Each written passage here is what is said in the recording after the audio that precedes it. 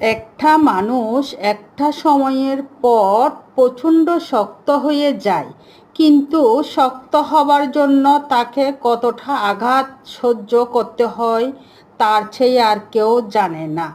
অনেক মানুষ আছে এরকম, অনেক কষ্ট, অনেক আঘাত পেয়ে নিজেকে শক্ত করে অভিমানী হয়ে বেঁচে আছে, বুঝছেন? এরকম হাজার হাজার মানুষ আছে, তাদের জীবনে কোনো সুখ নাই, শান্তি নাই, তারা সারা জীবন অবহেলা হয়ে আছে।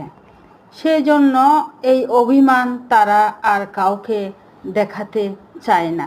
সেরকম অনেক মানুষ আছে, তারা অনেক কষ্টে দিন কাটাচ্ছে, সেরকম অনেক মানুষ আছে। তো মানুষের জীবনের কোনো কষ্টের শেষ নাই, তাই সবাই ভালো থাকবেন, ভালো থাকার চেষ্টা করবেন।